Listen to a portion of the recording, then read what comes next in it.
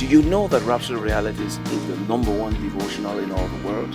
It currently speaks over 4,500 languages and over 5.5 billion copies are distributed on a monthly basis.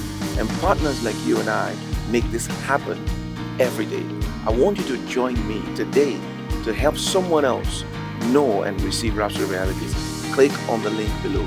Today's article talks about the power and the dominion of the Word of God in your spirit.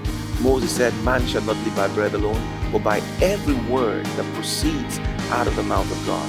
God doesn't just want you to read the Word, He wants you to meditate on the Word.